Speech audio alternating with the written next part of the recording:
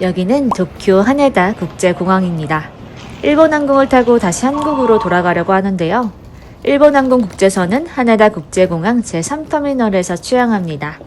그래서 저는 가장 빠른 교통편 중 하나인 도쿄 모노레일을 타고 왔어요. 전광판을 통해 제가 탑승할 편명을 먼저 확인합니다. 제가 탑승한 비행기는 일본 항공 JL93편입니다. 일본 도쿄 하네다 국제공항을 오후 3시 45분에 출발해서 대한민국 서울 김포국제공항엔 오후 6시 20분에 도착하는 비행편입니다. 비행거리는 약 1180km, 733마일, 2시간 35분으로 예상되는 비행시간이었지만 실제 비행시간은 약 1시간 56분 정도 소요되었어요. 일본 항공은 F와 G 카운터에서 체크인을 합니다. 비즈니스 클래스 전용 탑승 수속 카운터는 F쪽에 있었어요. 제가 사전 체크인을 하면서 일본 항공 앱으로 모바일 탑승권을 받았는데 붙일 짐이 있어서 카운터에 들렀습니다. 비즈니스 클래스 전용 체크인 카운터에서 여권과 예약 내역을 확인하고요. 수화물에 프라이어러티 우선 수화물 수취 태그도 달아주셨습니다. 일본 항공 비즈니스 클래스 라운지 위치도 친절히 알려주셨어요.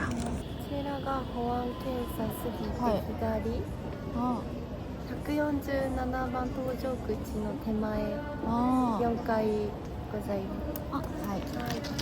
ありがとうございます。 모바일 탑승권 말고 종이 탑승권을 별도로 요청드렸어요. 뭔가 종이가 주는 그런 설렘이 있잖아요. F 카운터 쪽에 바로 항공사 퍼스트 앤 비즈니스 클래스 우선 보안 검색대가 있고요. 덕분에 보안 검색과 출국 심사도 빠르게 통과할 수 있었습니다. 다시 서울로 돌아가는 비행기 탑승 시간까지 시간이 좀 남아서 당연히 라운지를 들러봅니다. 약도를 따로 챙겨주신 덕분에 라운지 구역에 확신을 가지고 도착할 수 있었어요. 이 라운지 구역은 147번 혹은 114번 게이트 인근에 위치하는데요. 이 구역에는 일본 항공 비즈니스 클래스 라운지는 2개, 델타 항공 라운지와 캐슬 퍼시픽 라운지까지 총 3개의 항공사 라운지가 있었습니다. 일본 항공 비즈니스 클래스 티켓 하나로 사쿠라 라운지 2곳과 같은 워널드 소속인 캐슬 퍼시픽 라운지까지 모두 이용할 수 있는데요. 홍콩 캐슬 퍼시픽 라운지에 누들바까지 완벽하게 구현한 마치 특급 호텔 온 것 같은 캐슬 퍼시픽 라운지는 도쿄만의 개성을 더 담아내서 인상적이었고요. 현대적으로 해석된 일본식 인테리어와 파노라마의 활주로 전망이 또 다른 감동을 주는 특급 료칸에 온 것 같았던 일본 항공 사쿠라 라운지까지 시간만 많았으면 정말 하루 종일 있고 싶었는데요. 하네다 공항 비즈니스 라운지 3곳은 분량이 꽤 돼서 따로 편집해서 업로드했습니다. 이쪽 카드 영상을 누르시면 풀버전으로 확인하실 수 있어요. 라운지에 나와서 게이트로 이동하는데 일본 항공 퍼스트 클래스 라운지가 보이네요. 가보고 싶다. 당시에 하네다 3터미널에 샤넬과 에르메스 매장은 공사 중이라 매장 쇼윈도도 보질 못했고요. 게이트 가는 길 출국심사대 원점을 지나 쭉 걸어서 108B 탑승구에 도착을 했습니다. 탑승 시간이 조금 지난 상태라 이미 탑승이 시작되었고요. 저도 서둘러 비행기에 탑승합니다.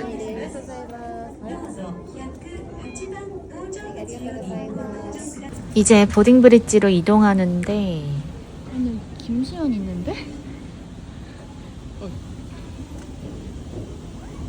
김수현 말고 이거 찍어야 돼. 갑자기 등장한 김수현의 카메라가 먼저 반응했네요. 네, 보딩 브릿지로 가고 있고요. 모든 클래스가 하나의 탑승교를 사용합니다. 탑승 우선권을 가진 승객부터 먼저 비행기에 탑승하고요. 제가 탑승할 기제가 탑승교 사이사이로 보이네요. 제가 탑승한 기제는 일본항공의 11년 된 보잉 787-8 드림라이너 기제인데요. 주로 도쿄 하네다 및 나리타 공항을 허브로 하는 아시아 지역 중단거리 국제선 노선에 투입됩니다.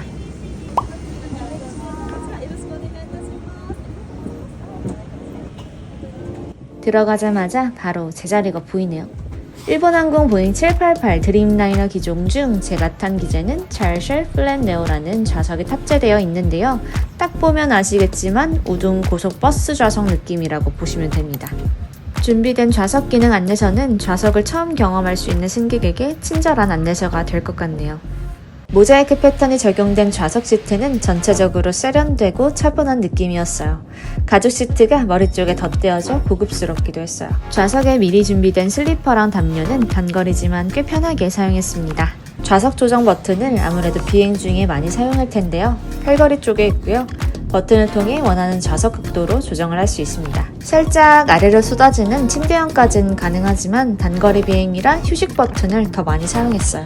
레그레스트를 마음껏 펼쳐도 넉넉한 좌석 간격은 정말 좋았어요. 리모컨은 좌석 오른편에 있는데요. 한번 교체가 된 건지 사용감 없이 아주 깨끗해집니다. 모니터는 좌석에 내장되어 있습니다. 무슨 파이프에 붙여놓은 것처럼 투박해서 정말 이걸로 맞으면 큰일 나겠다 싶었네요. 드림라이너의 큰 특징은 창문 덮개가 없는 이 큰 창문이기도 하지만 엔진 뒤쪽 톱니 디자인도 빼놓을 수가 없는데요. 이 디자인은 배기가스와 외부 공기가 부드럽게 섞여 기내 소음을 크게 줄여줍니다. 단순한 디자인이 아닌 기능적인 장점이 돋보이죠. 이륙 전에 승무원님이 기내식 먹을 건지 물어보시더라고요. 단일 메뉴였지만 모듬 수시가 나오는데 안 먹을 수가 없었죠. 모든 승객들이 탑승을 마쳤고요. 창밖을 보니 보딩 브릿지가 해체되고 있네요. 활주로로 이동하기 위해 비행기는 푸시백을 합니다. 창밖으로 2025년 오사카 엑스포 건담 콜라보 스페셜 리버리가 보이네요. 엄청 귀엽네요. 곧이어 기내 안전방송도 나옵니다.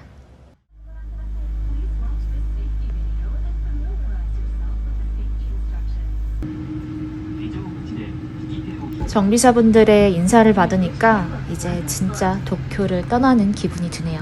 바로 가까이에 일본항공의 에어버스 350 기재가 보이네요. 그 뒤로 하네다 공항 3터미널 건물도 한눈에 들어옵니다. 날씨가 맑아서인지 스카이트리도 선명하게 보였어요. 유나이티드 항공기가 먼저 활주로로 들어오고 우리 비행기도 이제 이륙 준비를 합니다.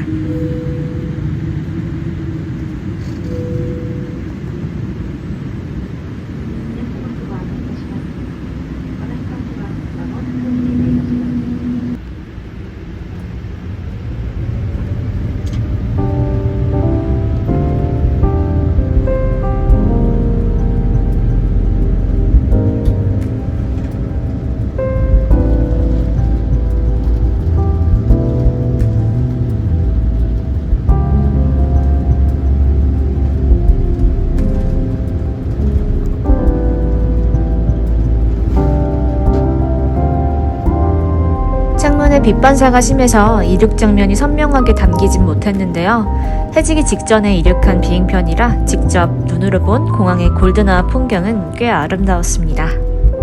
제가 비행기 예약하자마자 왼쪽 창가 좌석을 꼭 사수한 이유가 있는데요. 물론 항공기랑 공항 풍경을 촬영하기 위해서이기도 하지만 바로 도쿄의 주요 랜드마크들을 감상하면서 서울로 돌아올 수 있기 때문입니다.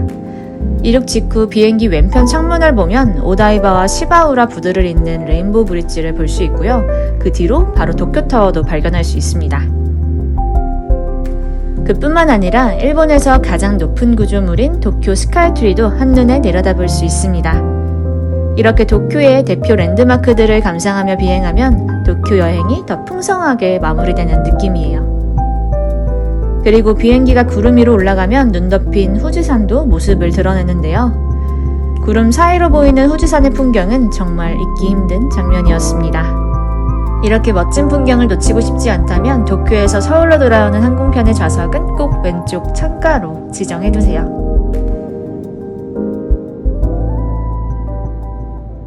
골든아워 비행이 좋긴 한데 햇빛이 강하게 기내 안으로 들어와서 좀 불편하더라고요.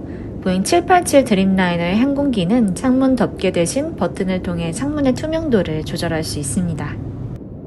안정적으로 고도에 올라와서 식사 전 핫타월 서비스가 제공되었고 곧이어 기내식을 받을 수 있었습니다. 모듬스시 8피스가 생강과 함께 접시에 담겨져 나왔고요. 버섯 계란찜 그리고 된장국이 함께 한 트레이에 곁들여 나왔습니다. 음료는 잘 스카이타임 오리지널 드링크와 맥주를 요청드렸는데 아사히로 갖다 주셨어요. 스카이타임 드링크는 상큼해서 식사 전 입맛을 돋구어 주었습니다. 위생 때문에 기내식은 만들자마자 곧바로 냉각되는데 이 스시 또한 예외는 없었는데요. 스시 특유의 포근한 온도는 아니었습니다. 그래서 입에 넣자마자 차가운 온도에 살짝 놀랬지만 스시로 대접받는다는 느낌은 확실히 들었습니다. 식사는 따뜻한 녹차로 담백하게 바닐라 맛 하겐다즈로 달달하게 마무리했습니다. 살면서 먹을 하겐다즈를 비행기 안에서 다 먹는 것 같아요. 스카이타임 드링크와 아사히 덕분에 서울에 도착할 때까지 남은 비행 시간이 즐거워졌던 것 같아요.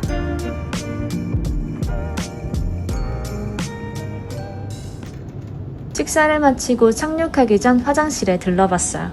큰 거울과 확대경이 전면에 보이고 그 아래로는 핸드타월과 티슈, 가글용 컵, 센서식 수전이 있는 세면대가 있었습니다.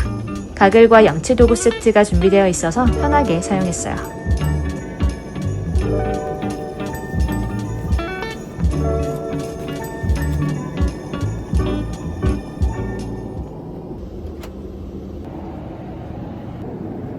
자리로 돌아와서 남은 시간은 기내 와이파이를 사용해봤는데요.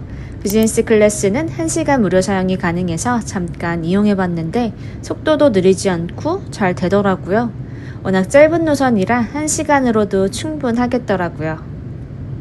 이제 비행기는 서울 김포국제공항에 도착해갑니다. 이번엔 도쿄행 일본항공 비즈니스 클래스를 이용해봤는데요. 서울에서 도쿄까지 가장 빠르고 가깝게 이용할 수 있는 일본항공, 도쿄 여행을 충분히 즐길 수 있는 운항 스케줄을 갖추고 있다는 점도 분명한 장점이에요. 도쿄행 LCC 항공사들도 많지만 김포 하네다 노선을 선호하신다면 일본항공도 훌륭한 옵션이 될 수 있습니다. 우리에게는 다소 생소한 워널드 항공동맹 소속이지만 유일하게 대한항공 마일리지 적립도 가능하다는 점에서 도쿄 항공권 선택의 폭이 넓어질 수 있을 것 같아요. 그리고 일본항공은 전 세계에 단 3곳만 있는 기내식으로 스시를 제공하는 항공사 중 하나인데요. 가장 전통적이고 고급스러운 음식인 스시를 제공함으로써 일본 국제항공사로서 일본의 품격을 보여주고 있다는 점도 인상적이었습니다. 영상에는 승무원님이 절 응대해주시는 장면이 촬영되지 않아서 넣지 못했지만 탑승 그리팅 때부터 웃으며 반겨주시고 짧은 비행이었지만 세심하게 잘 챙겨주셨던 모습이 기억에 많이 남았습니다. 안거리 노선이라 기내식 메뉴가 간소화된 점은 운영상 어쩔 수 없는 부분 같지만 그 아쉬움을 비행 전 일본항공 사쿠라 라운지에서 충분히 채울 수 있었기 때문에 오히려 만족스러운 비행 경험이었습니다. 다음에는 일본항공의 에어버스 35K 기제를 타고 장거리 비행도 해보고 싶네요. 비행기는 무사히 대한민국 서울 김포국제공항에 도착했습니다.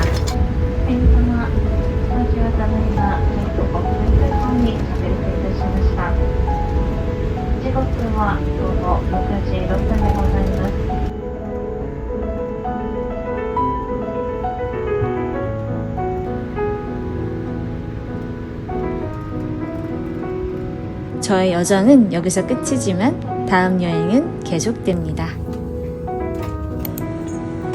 이 리뷰에 없는 정보가 있다면 댓글로 함께 공유해주세요. 구독, 좋아요, 알림 설정은 영상 제작에 큰 힘이 됩니다.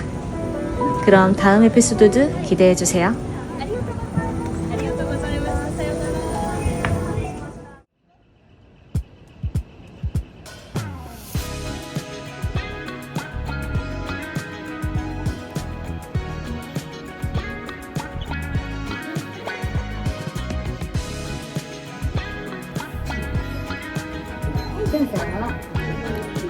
はい、人気の方は何ですか？人気、こちらのアイスクリームが人気になりますね。はい、またちょっとカップ、はい、これお願いします。はい、カップ2つで。